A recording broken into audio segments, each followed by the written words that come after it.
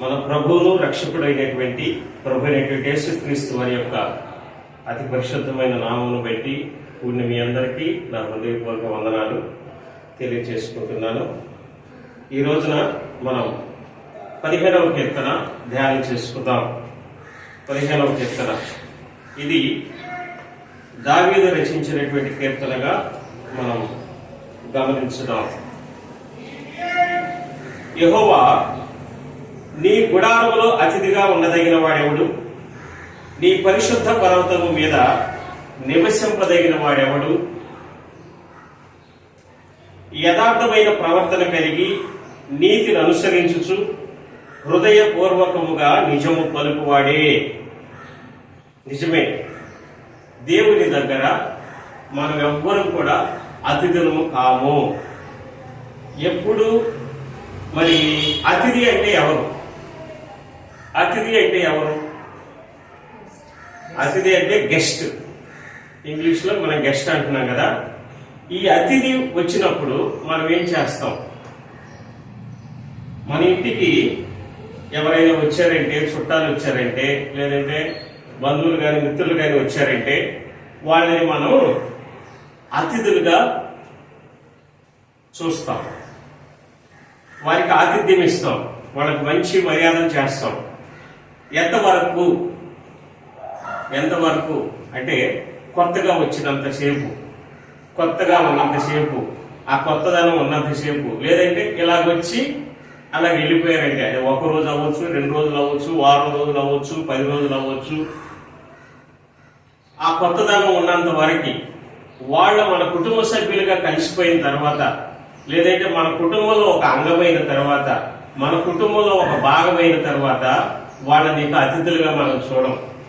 అతిథులుగా ఉన్నంతసేపు వారికి ఉన్నటువంటి ఆధిక్యత ఏంటి అంటే అన్ని కూర్చున్న చోటకే వెళ్తాయి. వాళ్ళ గుండి పెడతాం, వాళ్ళ చేతులు కడుగుతాం, వాళ్ళ పళ్ళాలు కడుగుతాం, వాళ్ళకన్నీ సిద్ధపరుస్తాం, రూమ్ సిద్ధపరుస్తాం, పడకలు సిద్ధపరుస్తాం, ఇవన్నీ చేస్తాం. కానీ మనిషికి కూడా దేవుని దగ్గర కొంతకాలం ఆతిథ్యం దొరుకుతుంది. పరిశుద్ధుడైనటువంటి దేవుని దగ్గర లోకంలో ఉన్నటువంటి ఒక వ్యక్తిగా ఉన్నటువంటి మనిషికి ఆతిథ్యం కూడా లభిస్తుంది. ఎప్పుడో తెలుసా? తన పాపము నుండి విముక్తి చెందటం కోసం ప్రభువు దగ్గరకు వచ్చినప్పుడు, లోకం నుండి విడిచిపెట్టేటటువంటి ఉద్దేశంతో, లోకం నుండి విడుదల పొందుకోవాలనేటటువంటి ఉద్దేశంతో ప్రభువును అంగీకరించడం కోసం దేవుని దగ్గరకు కానీ, దేవుని సన్నిధికి కానీ, దేవుని మాట వినటానికి కానీ, దేవుని బిడ్డల దగ్గరకు వచ్చినప్పుడు అతను ఒక అతిథి. ఎవరంట? అతిథి. ఎందుకు అతిథిగా చూడబడుతున్నాడు అంటే, అతను కుటుంబ సభ్యుడు అయ్యే ముందు, దేవుల్లో చేర్చబడే ముందు అతిథిగా ఎంచబడతాడు.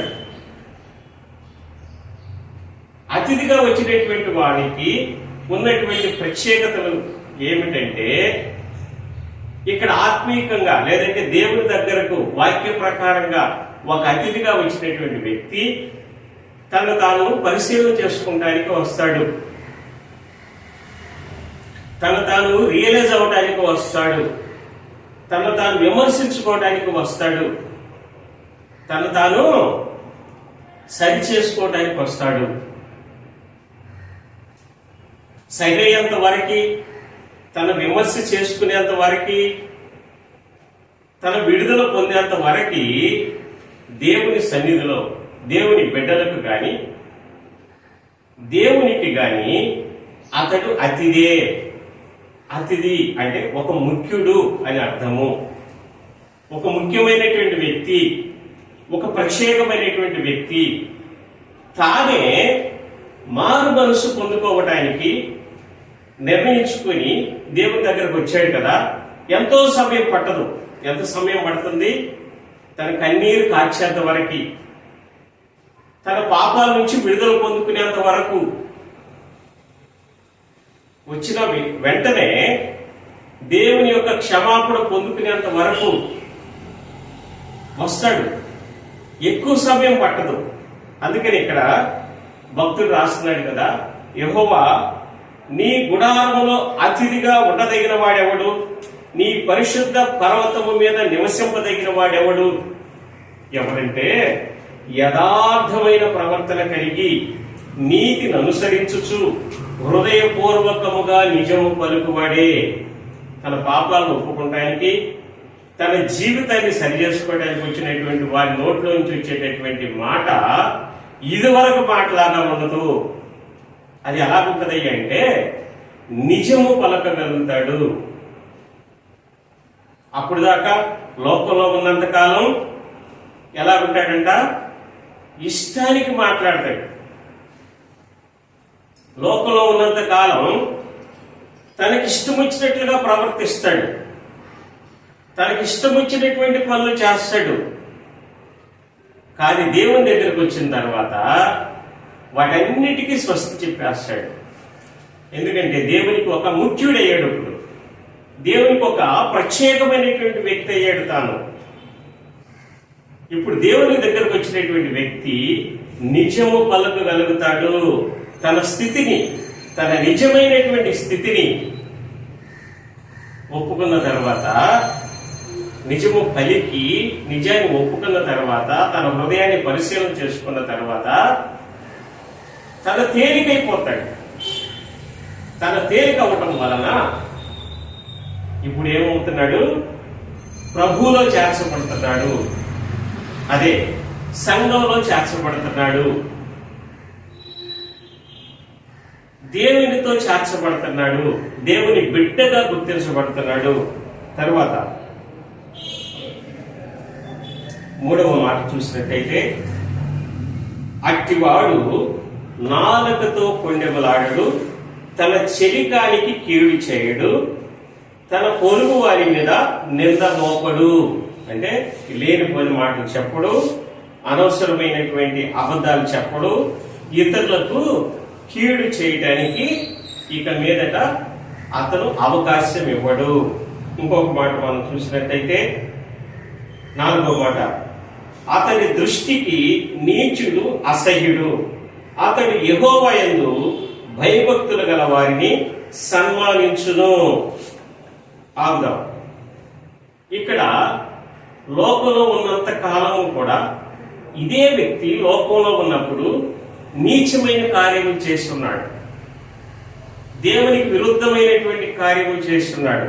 ఇప్పుడైతే తన హృదయాన్ని అతను పరిశీలన చేసుకుని దేవునికి నమ్మకంగా ఉండటానికి నిర్ధారించుకున్నాడు కనుక ఇప్పుడు ఏం చేస్తున్నాడు? తన ప్రవర్తన ఎలా మారింది? నీచులను చూసినప్పుడు ఇతను అసహించుకున్నాడు, అసహించుకోగలుగుతున్నాడు. అంతకు ముందు తాగుబోతులందరూ ఫ్రెండ్సే, తిరుగుబోతులందరూ ఫ్రెండ్సే, అబద్ధికులందరూ ఫ్రెండ్సే, అనవసరమైన కార్యాలు జరిగించే వాళ్ళందరూ కూడా ఫ్రెండ్సే. ఇప్పుడు వాళ్ళ యొక్క కార్యాలు ఇతనికి అసహ్యత పుట్టిస్తాయి. అసహ్యత పుట్టించినప్పుడు ఇతను వాళ్ళని గురించి బాధపడతాడు. వాళ్ళని గురించి వీళ్ళు ఎప్పుడు మారుతారు, నా వాళ్ళు ఎప్పుడు మారుతారు, ఎప్పుడు దేవుని సన్నిధికి రాగలుగుతారు అనేటటువంటి బాధ, వేదన అతనిలో కలుగుతుంది. అతని దృష్టికి నీచుడు అసహ్యుడు, అతడు యెహోవా యందు భయభక్తులు గల వారిని సన్మానించును. ఎవరైతే మారుమనసు పొందుకుని ఉన్నారో, ఎవరైతే దేవుని వాక్యం అంటే భయపడుతున్నారో, దేవుని మాట అంటే భయపడుతున్నారో, దేవుని సన్నిధి అంటే భయం కలిగి ఉంటున్నారో వాళ్ళని ఇతను ఏం చేస్తాడంట? సన్మానించగలుగుతాడు. తర్వాత అతడు ప్రమాణము చేయగా నష్టము కలిగినను మాట తప్పడు. ఇంతకు ముందు ఎలాగున్నాడు ఇదే వ్యక్తి?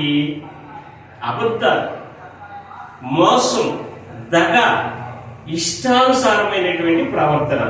ఇప్పుడు అతను ఒక మాట మాట్లాడేటంటే దాన్ని ఒక ప్రమాణకరమైనటువంటి మాటగా,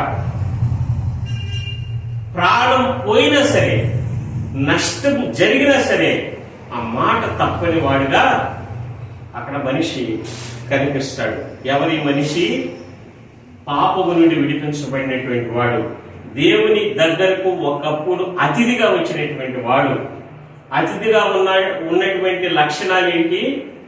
అతిథిగా ఉన్నంతసేపు కూడా దేవునికి దూరంగానే ఉంటాడు. అందుకని భక్తుడు చెబుతూ ఉన్నాడు అనమాట, ఎవరయ్యా నీ దగ్గర అతిథిగా ఉండగలుగుతాడు?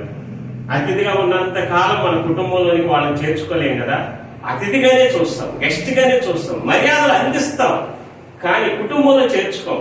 మన వంటి గదిలోకి చేర్చుతామా మన అతిథిని? లేదంటే మన సింక్ దగ్గరికి రాణిస్తామా మన అతిథిని? మన అతిథిని మనం మన పనులన్నింటిలో పాల్గొంపులు పొందుకొని ఇస్తామా? ఊడ్చే పనుల్లో కానీ, ఉతికే పనుల్లో కానీ, కడిగే పనుల్లో కానీ వాళ్ళకి పాల్గొంపులు ఇవ్వం కదా. ఎవరికి ఇస్తాం? కుటుంబంలో చేర్చబడేటువంటి వ్యక్తులకి ఇస్తాం. అలాగే ఈ యొక్క మారు మనసు లేనంత కాలం కూడా, లేదంటే దేవుని దగ్గర క్షమాపణ పొందుకున్నంత సేపు కూడా అతను దేవునికి గాని, దేవుని సంఘానికి గాని, దేవుని సన్నిధికి గాని ఎవరంట? అతిథి. ఇలాంటి వ్యక్తి విడిపించబడిన తర్వాత ఏమవుతున్నాడు? దేవునికి సమీపస్తుడు అవుతున్నాడు. దేవుని కుటుంబంలో, దేవుని గృహంలో, దేవుని సంఘంలో ఒక సభ్యుడిగా మార్చబడుతున్నాడు. ఆ తర్వాత మార్చబడిన తర్వాత నీచులందరూ కూడా అసహ్యులుగా కనపడుతున్నారు, అబద్ధికులందరూ కూడా అసహ్యులుగా కనపడుతున్నారు. దేవుని బిడ్డలు అంతకుముందు దేవుని బిడ్డలు ఏం చేస్తాడు? అంతకుముందు దేవుని బిడ్డల్ని అపహాస్యం చేస్తూ ఉంటాడు, దేవుని బిడ్డల్ని అవమానపరుస్తూ ఉంటాడు. ఇప్పుడేమో ఏం కలుగుతుంది? వాళ్ళని సన్మానించాలి అనేటటువంటి మనస్సు ఇతను కలిగిస్తూ ఉన్నది. అవును. తర్వాత 5వ మాట మనం చూసినట్లయితే, తన ద్రవ్యము వడ్డీకి ఇయ్యడు, నిరపరాధిని చెరుపుటకై లంచము పుచ్చుకొనడు, ఈ ప్రకారము చేయువాడు ఎన్నడను కదల్చబడడు. ఈ ప్రకారం చేసేటటువంటి వాడు విశ్వాసంలో నిలబడి ఉంటాడు. ఏంటంట? లంచం పుచ్చుకోడు. ఏం చేయడు? ద్రవ్యాన్ని వడ్డీకి ఇవ్వడం.